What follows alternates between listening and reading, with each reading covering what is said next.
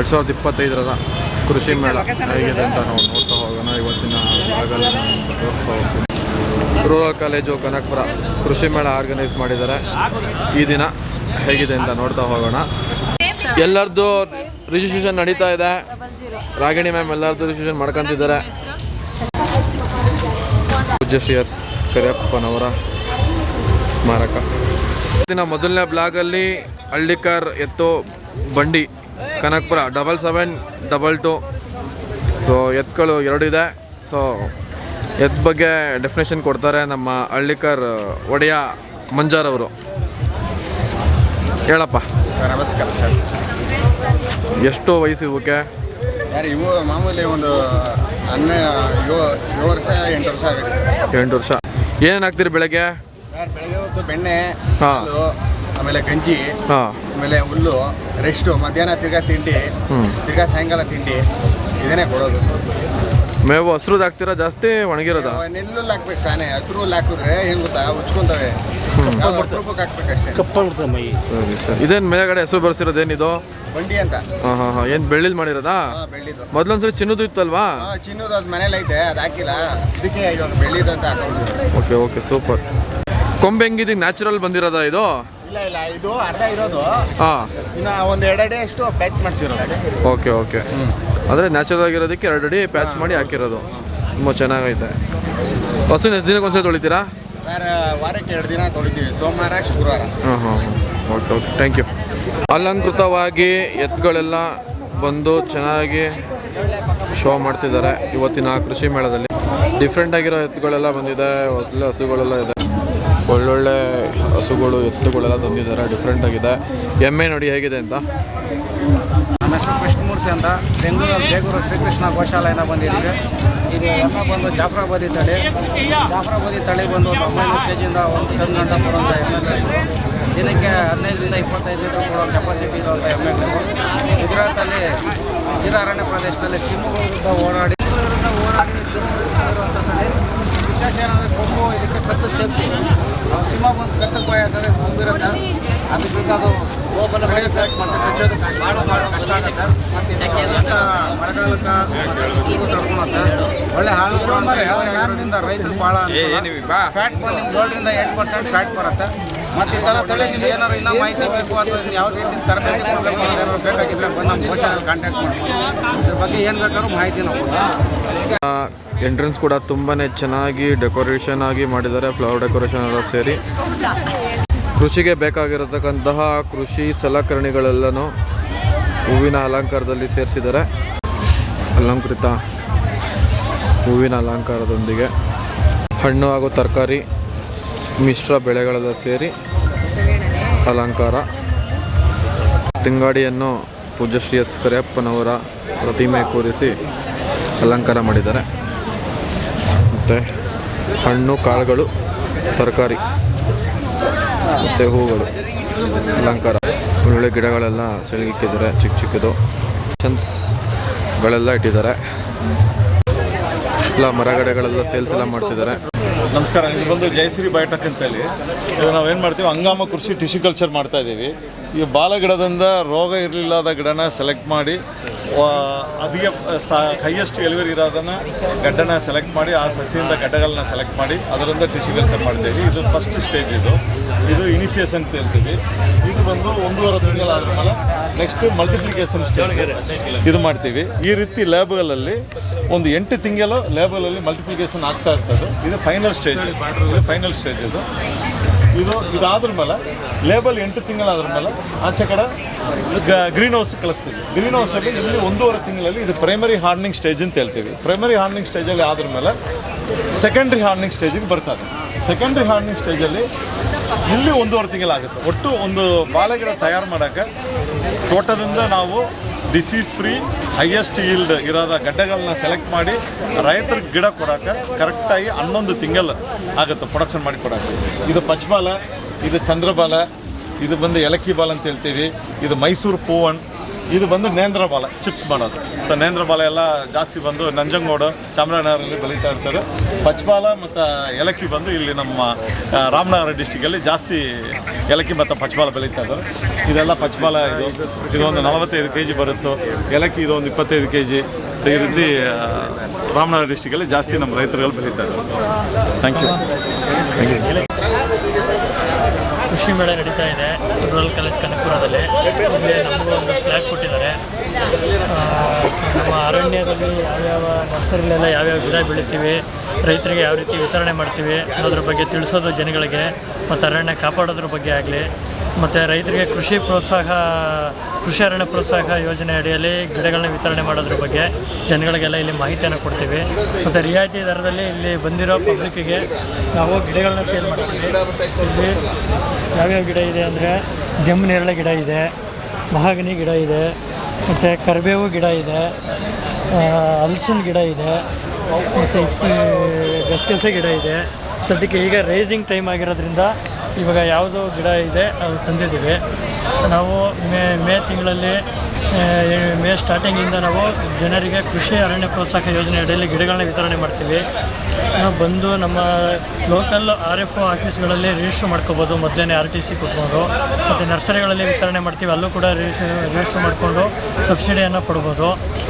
ಈ ಒಂದು ಬೆನಿಫಿಟನ್ನು ತೊಗೊಳ್ಳಿ. ಗಿಡಗಳನ್ನ ಬೆಳೆಸಿ ಗ್ರೀನ್ ಕವರನ್ನು ನಮ್ಮ ದೇಶದಲ್ಲಿ ಜಾಸ್ತಿ ಮಾಡಬೇಕು. ಹಾಗಾಗಿ ಜನಗಳಿಗೆ ಇದೊಂದು ಕಿವಿ ಮಾತನ್ನು ಹೇಳೋದಕ್ಕೆ ನಾನು ಇಷ್ಟಪಡ್ತೀನಿ. ತೋಟಗಾರಿಕೆ ಬೆಳೆಗಳ ಹೇಗಿದೆ ಅಂತ ನೋಡ್ತಾ ಹೋಗೋಣ. ನನ್ನ ಹೆಸರು ಪಲ್ಲವಿ ಅಂತ. ನಾನು ಕೃಷಿ ಕಾಲೇಜ್ ಕನಕಪುರದಿಂದ ಮಾತಾಡ್ತಿರೋದು. ನಾವು ಇಲ್ಲಿ ಕೃಷಿ ಮೇಳ ಅಂತ ಮಾಡ್ತಾ ಇದ್ದೀವಿ. ನಮ್ಮ ಕಾಲೇಜಲ್ಲಿ ನಾವು ಥರದ ಕ್ರಾಪ್ಗಳನ್ನು ಬೆಳೆದಿದ್ದೇವೆ.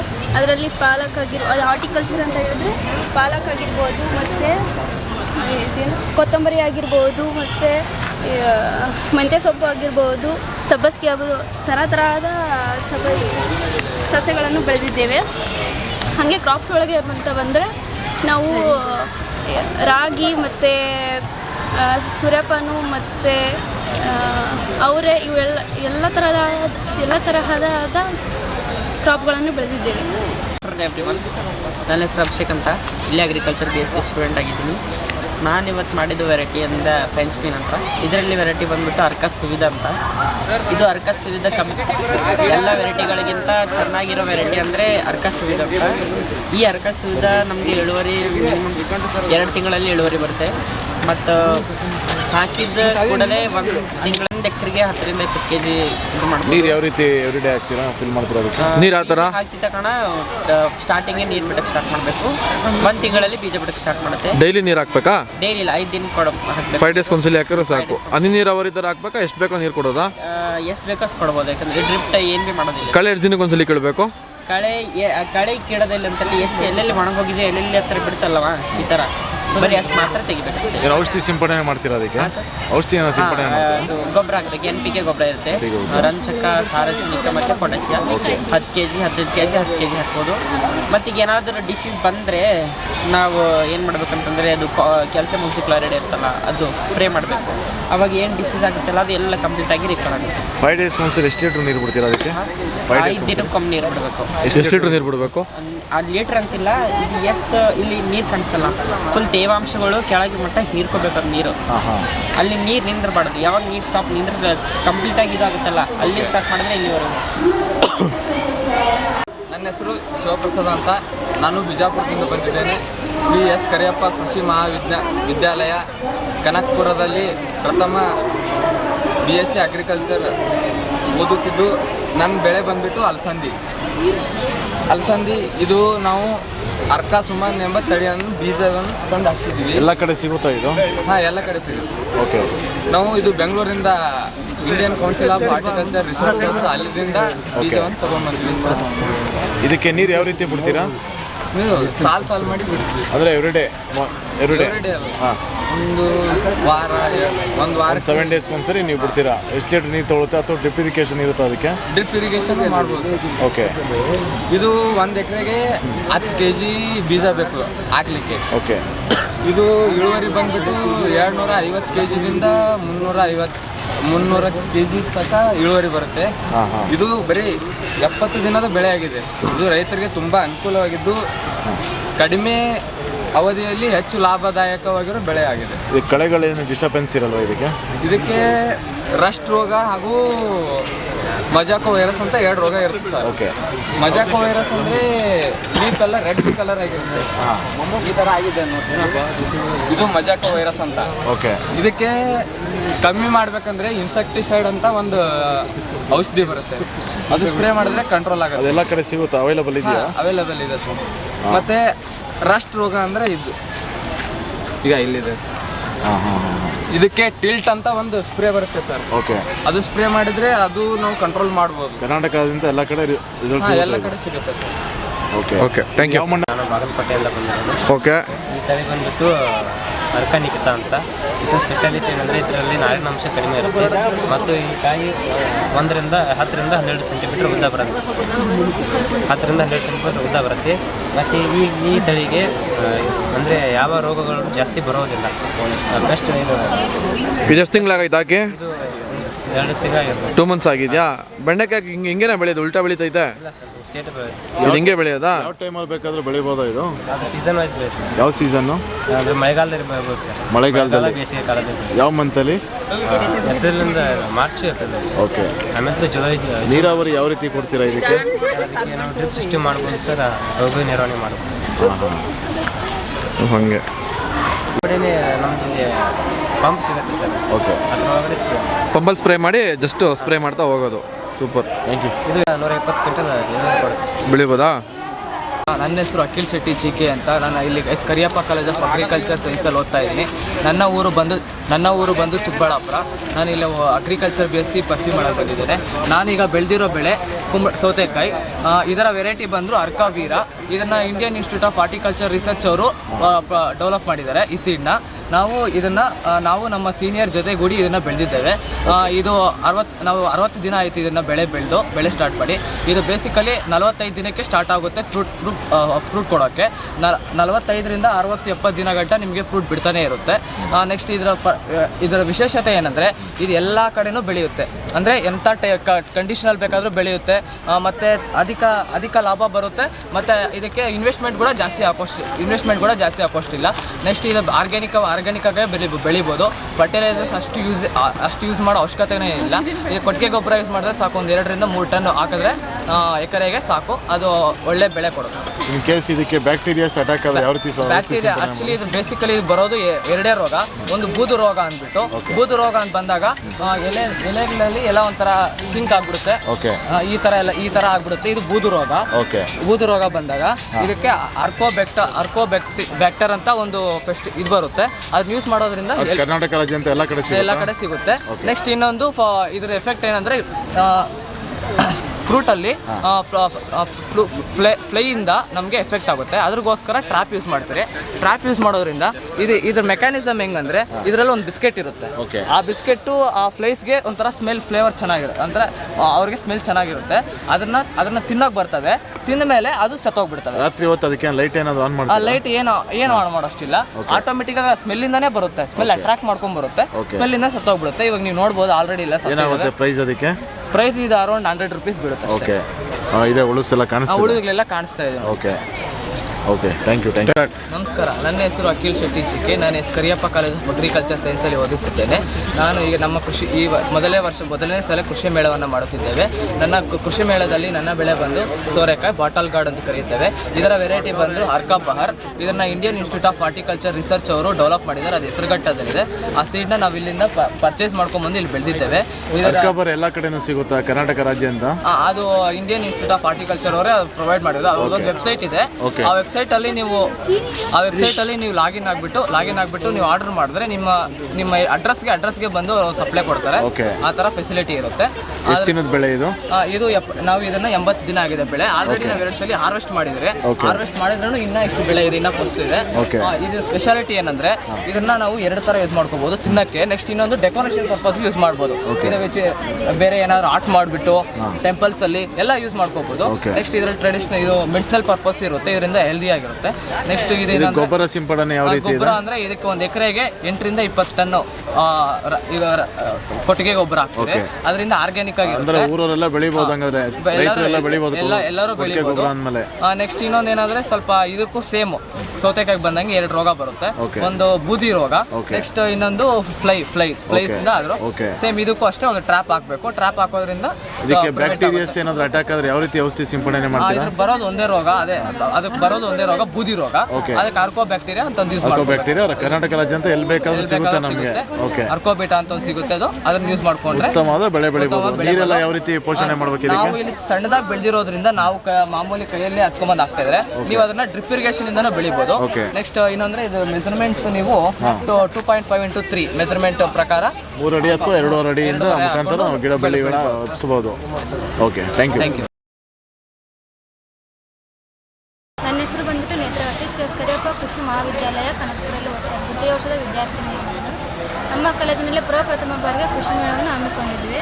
ನಾನು ಬೆಳೆದಿರ್ತಕ್ಕಂಥ ಅಳವಿ ಬಗ್ಗೆ ಚಿಕ್ಕದಾದ ಒಂದು ಮಾಹಿತಿನ ತಿಳಿಸ್ಕೊಡ್ತೀನಿ.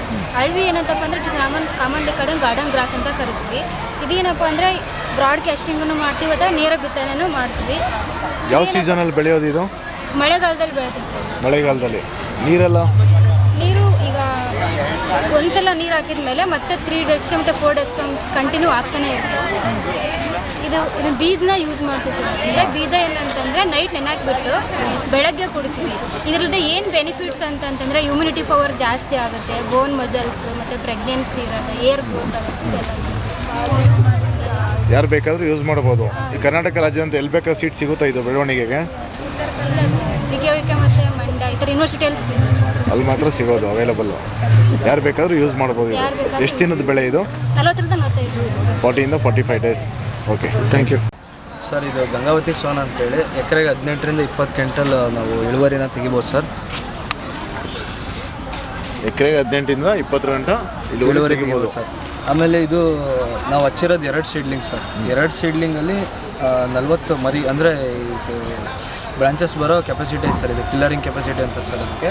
ಆಮೇಲೆ ಇದು ಡಿಸೀಸ್ ರೆಸಿಸ್ಟೆನ್ಸ್ ಕೂಡ ಹೌದು ಸರ್. ಜಾಸ್ತಿ ರೋಗ ಬರೋಲ್ಲ. ಅಂತರ ನಾವು ಸ್ಪೇಸಿಂಗು ಸ್ವಲ್ಪ ಮೇಂಟೈನ್ ಮಾಡಿದ್ದೀವಿ ಸರ್. ಸಾಲು ಹಚ್ಚೋದ್ರಿಂದ ಏನು ಅಲ್ಲಿದೆ ಸರ್, ಅಲ್ಲಿ ಆ ಥರದ್ದು ರ್ಯಾಂಡಮ್ ಟ್ರಾನ್ಸ್ಪ್ಲಾಂಟಿಂಗ್ ಅಂತ ಸರ್.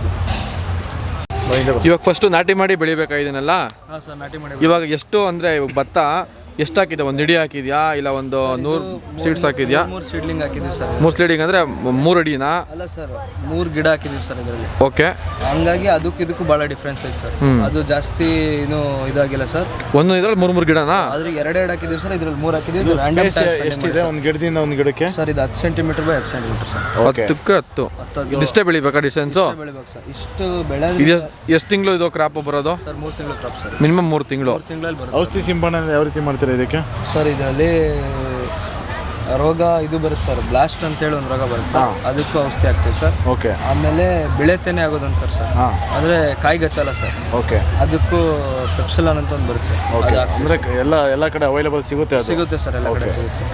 ಆಮೇಲೆ ಸೊಳ್ಳೆ ಹೊಡೆಯೋದು ಅಂತ ಹೇಳ್ತಾರೆ ಸರ್. ಈಗ ಅಂತರ ನಾವು ಸ್ಪೇಸಿಂಗ್ ಮಾಡಲಿಲ್ಲ ಅಂದರೆ ಈ ಸೊಳ್ಳೆ ಹೊಡೆಯೋದು ಸರ್. ಇದು ಒಳ್ಳೆ ಇದು ಕಾಳು ಬರೋ ಟೈಮಲ್ಲಿ ಆಲ್ಗಾಳಿ ಹೋಗ್ಬಿಡುತ್ತೆ ಸರ್. ಓಕೆ. ಎಷ್ಟು ದಿನದ ಬೆಳೆ ಇದು? ಸರ್ ಇದು 3 ತಿಂಗಳು ಬೆಳೆ ಸರ್. ಇದು BA 33 ಅನಾಗ ಅಂತೇಳಿ.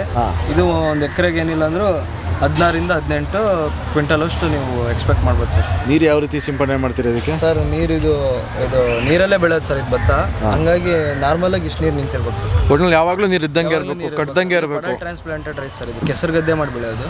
ಸ್ಟಾರ್ಟಿಂಗ್ ನಾವು ಗೊಬ್ಬರ ಎಷ್ಟು ಹಾಕಬೇಕು? ನರ್ಸರಿ ಮಾಡ್ತೀವಿ ಸರ್. ಇವಾಗ ಒಂದು ಬಾಂಡ್ ಮಾಡಿದ್ರೆ ಅಂದ್ರೆ ಎಕರೆಗೆ 10/10 ಇದು NPK ಸರ್. 150 ಸರ್. ಓಕೆ. 10/10 ಇರೋದಾ ಇದು? 10/10. 10/10 ಅಲ್ಲಿ ಎಷ್ಟು ಮೋಸ್ಟ್ಲಿ ಎಷ್ಟು kg ಬೆಳಿಬೋದು ನಿಮ್ಮ ಪ್ರಕಾರ?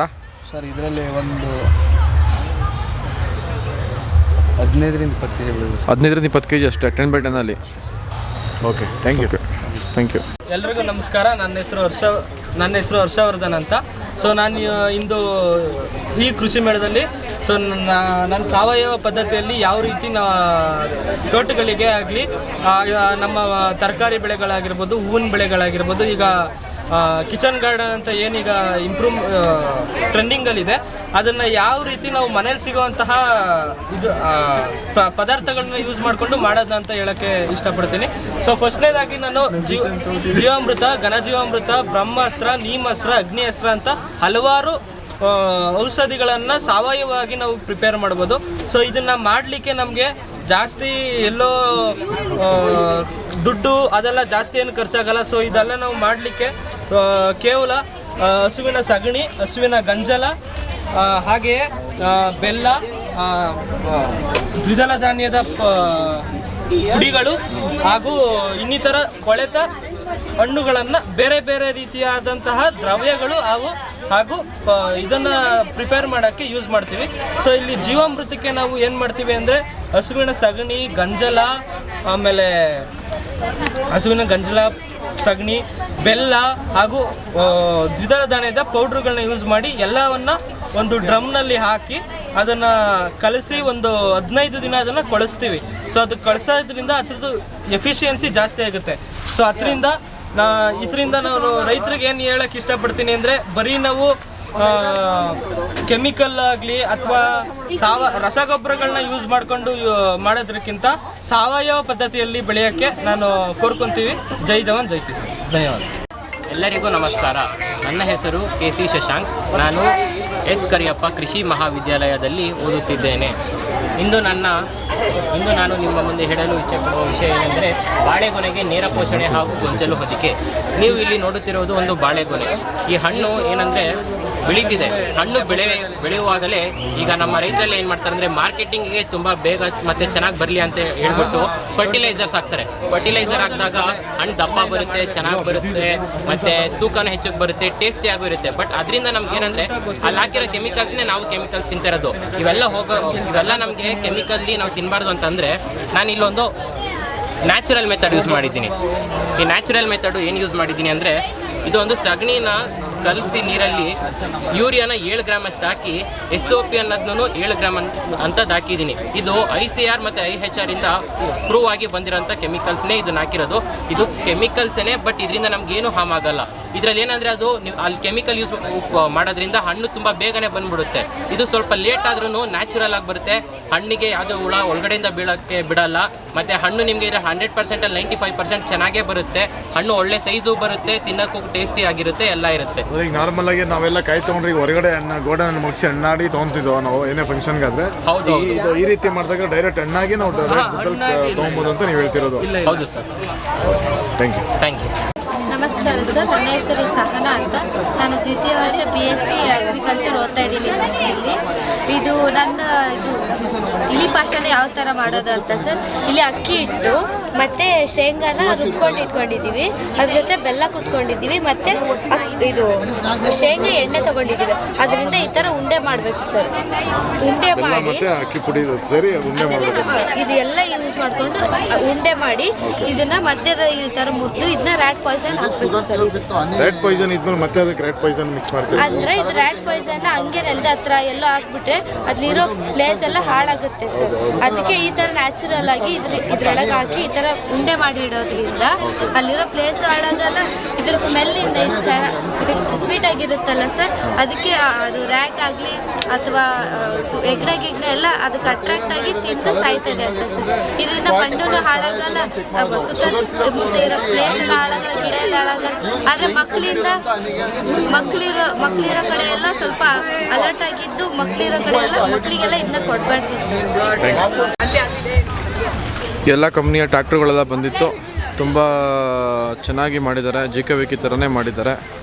ಅಲ್ಟಿಮೇಟ್ ಒಳ್ಳೊಳ್ಳೆ ಹೊಸ ಟ್ರ್ಯಾಕ್ಟರ್ಗಳು, ಎಲ್ಲ ಕಂಪ್ನಿ ಟ್ರ್ಯಾಕ್ಟರ್ಗಳು ಮತ್ತು ಕೃಷಿ ಸಲಕರಣೆಗಳೆಲ್ಲ ಇದೆ ಈ ಒಂದಿನ ಕೃಷಿ ಮೇಳದಲ್ಲಿ. ಸೋಲಾರ್ ಮುಖಾಂತರ ಒಂದು ಮೋಟ್ರ್ ರನ್ ಆಗ್ತಿದೆ, ನೋಡ್ಬೋದು. ನೀರು ಸೋಲಾರ್ ವಾಟರಿಂದ ನೋಡಿ ಎಷ್ಟು ಫಾಸ್ಟಾಗಿ ಬರ್ತಾ ಇದೆ, ತುಂಬಾ ಚೆನ್ನಾಗಿದೆ. ಪ್ರೈಸಸ್ ತಿಳ್ಕೊಳ್ಳೋಣ. ಅಲ್ಲಿ ಕೃಷಿಗೆ ಬೇಕಾದಂತಹ ವಸ್ತುಗಳೆಲ್ಲ ಇದೆ, ನೋಡ್ತಾ ಹೋಗ್ಬೋದು. ಕಟ್ರಿಂದ ಹಿಡಿದು ಹೊಲ ಒಳದ್ರಿಂದ ಹಿಡಿದು ಎಲ್ಲ ಸಿಗುತ್ತೆ. ನೆರಳು ಮನೆ ಗ್ರೀನ್ ಹೌಸ್, ಒಳ್ಳೊಳ್ಳೆ ಫ್ಲವರ್ ಗಿಡಗಳೆಲ್ಲ ಇದೆ ಮತ್ತು ಮಾವಿನ ಗಿಡಗಳೆಲ್ಲ ಇದೆ, ಹೋಗ್ಬೋದು.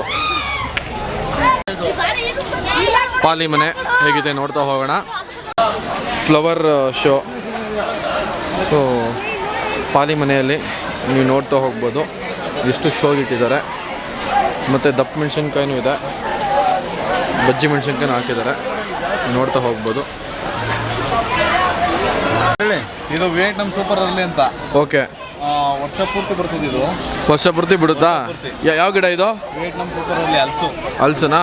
ಗಿಡ ವರ್ಷಕ್ಕೆ ಫಲ ಬಿಡುತ್ತೆ ಇದು. ಗಿಡ ಹಾಕಿ 1 ವರ್ಷಕ್ಕೆ ಸ್ಟಾರ್ಟ್ ಆಗ್ತದೆ. 1 ವರ್ಷದ ಗಿಡ ಇದು. 1 ವರ್ಷದ ಕಾಯಿ ಇದೆ ಬನ್ನಿ. ಓಕೆ, ಇದೆಷ್ಟು ಕ್ರಾಪ್ ಇದು? ಎಷ್ಟು ದಿನದ ಇದು ಗಿಡ? ಇದು 1 ವರ್ಷದ ಗಿಡ. 1 ವರ್ಷದ? ಎಷ್ಟಿದೆ ಸೇಲಿಂಗ್ ಪ್ರೈಸು? ಇದು ಸೇಲಿಂಗ್ ಪ್ರೈಸ್ ಬಂದು 400 ರೂಪಾಯಿ. 400 ರೂಪಾಯಿ ಇದೆ. ಎಷ್ಟು ವರ್ಷಕ್ಕೆ ಬಿಡುತ್ತೆ? ಅವಾಗ ಕಾಯಿ ಪೀಚೆ ಕಾಯಿ ನೀರು ಯಾವ ಕಾಯಿ ಬಿಡೋದಾ? ಇದೇನಾ ಇದು? ನೀರು ಯಾವ ರೀತಿ ಹಾಕ್ತೀರಾ ಇದಕ್ಕೆ? ನೀರು ನಾವು ದಿನ ನೀರು ಕೊಡ್ತೀವಿ. ಆಮೇಲೆ ತಿಂಗಳಿಗೆ ಒಂದ್ಸತಿ ಗೊಬ್ಬರ ಕೊಡ್ತೀವಿ. ಏನು ಗೊಬ್ಬರ ಕೊಡ್ತೀರಾ? ನಾವು వంగ ಹಿಂಡಿ, ಬೇವಿನ ಹಿಂಡಿ, ಮತ್ತೆ ರೋಗ ಬಂದಾಗ ಎಣ್ಣೆ, ಅದೇ ಎಣ್ಣೆ ಹೊಡಿತೀವಿ. ಆಮೇಲೆ ಗಿಡದ ಮೇಲೆಲ್ಲ ಸ್ಪ್ರೇ ಮಾಡ್ತೀರಾ? ಎಣ್ಣೆನ ಸ್ಪ್ರೇ ಎಲ್ಲ ಮಾಡ್ತೀವಿ.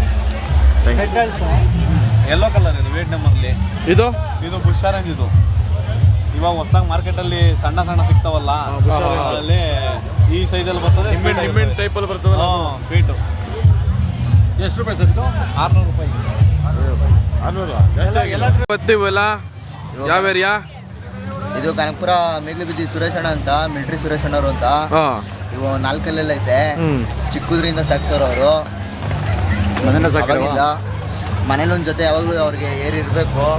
ಇನ್ನೂ ಒಂದು ಜೊತೆ ಇದೆ, ಅವು ಮನೇಲೂ ಐತೆ. 6 ಇನ್ನು 6.5 ಲಕ್ಷ ಹೇಳ್ತವ್ರೆ. ಫುಡ್ಡು ಇವಕ್ಕೆಲ್ಲ ಉಳ್ಳಿ ಮತ್ತು ರವೆ ಬೂಸ, ಚಕ್ಕೆ, ಹಾಲು, ಗೋಧಿ, ಹಾಲು ಅವೆಲ್ಲ ಕೊಡ್ತಾ ಇದ್ದೀವಿ. ಹಾಲು ಅಂತ ಹೇಳಪ್ಪ. ಹಾಲೇನು ಕೊಡ್ತಾ ಇಲ್ಲ. ಯಾವ ಜಾತಿ ಇದು? HF ಓರಿ. ಏನು ಕೊಡ್ತೀರಣ್ಣ ಇದಕ್ಕೆ? ತಿಂಡಿ ತಿನ್ಸೋ? ಹಾಂ, ಹೌದಾ? ಎಷ್ಟು ವಯಸ್ಸಿದ್ಕೆ? ಒಂದು ದಿನಕ್ಕೆ ಎಷ್ಟು ಸರಿ ಕೊಡ್ತೀರಣ್ಣ? ಬೆಳಗ್ಗೆ ಒಂದ್ಸರಿ, ಸಂಜೆ ಒಂದ್ಸರಿ. ಅದು ಬಿಟ್ರೆ ಮೇವೇನು ಕೊಡ್ತೀರಾ ನೀವು? ಅದೇ ಜೋಳ, ಹುಲ್ಲು ಬಿಡ್ಬೋದು. ನೀರೆಲ್ಲ ಜಾಸ್ತಿ ಕುಡಿಯುತ್ತೆ. ಓಕೆ, HF ಓರಿ ನೋಡಿ, ಈ ರೀತಿ ಇದೆ HF ಓರಿ. ಸಮಗ್ರ ಕೃಷಿ ಪದ್ಧತಿ ಹೇಗಿದೆ ನೋಡ್ತಾ ಹೋಗ್ಬೋದು. ಸೊ ಬೆಟ್ಟದಿಂದ ಬರ್ತಕ್ಕಂತಹ ನೀರನ್ನು ಇಲ್ಲಿ ಶೇಖರಣೆ ಮಾಡ್ತಾರೆ, ಮತ್ತು ಮನೆಗಳು ಯಾವ ಥರ ಕಟ್ಟಬೇಕು, ಮತ್ತು ಗಿಡಗಳು ತುಂತುರು ನೀರಾವರಿ ಪದ್ಧತಿಯಲ್ಲಿ ಹೇಗೆ ಬೆಳಿಬೇಕು, ಎಲ್ಲ ತರಹದ ಸಿರಿಧಾನ್ಯಗಳು ಅಲಂಕಾರ ಮಾಡಿದ್ದಾರೆ. ನಮ್ಮ ರೈತ ನಮ್ಮ ಹೆಮ್ಮೆ ಅಂತೇಳಿ ತುಂಬಾ ಚೆನ್ನಾಗಿದೆ. ಕೃಷಿ ಇಲಾಖೆ, ಬೆಂಗಳೂರು ದಕ್ಷಿಣ ಜಿಲ್ಲೆ. ಸಿರಿಧಾನ್ಯಗಳೆಲ್ಲ ಇದೆ, ಬೆಳೆದಿದ್ದಾರೆ, ನೋಡ್ತಾ ಹೋಗ್ಬೋದು. ಡಿಜಿಟಲ್ ಪರಿಹಾರ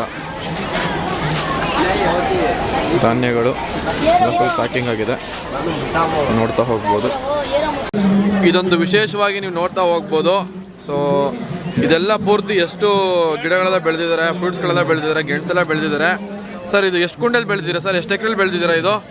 ನಾನು ಕನಕಪುರ ತಾಲೂಕಿನ ಹೊಸದೊಡ್ಡಿ ಗ್ರಾಮದಲ್ಲಿ ಇರ್ತಕ್ಕಂಥ ರೈತ. 5 ಕುಂಟೆ ಜಮೀನಿನಲ್ಲಿ ಗೆಣಸು, ಮತ್ತು ಕೆಂಪು ಗೆಣಸು, ಕರಿ ಗೆಣಸು, ಬಿಳಿ ಗೆಣಸು, ಸಿಹಿ ಗೆಣಸು, ಆಮೇಲೆ ಇದ್ರದ್ದು ಮೈಸೂರು ಕೀರೆ ಸೊಪ್ಪು, ಬೆಳ್ಳುಳ್ಳಿ ಗಿಡ, ಈರುಳ್ಳಿ ಗಿಡ, ಕರಿ ಶುಂಠಿ, ಕರಿ ಅರಿಶಿನ,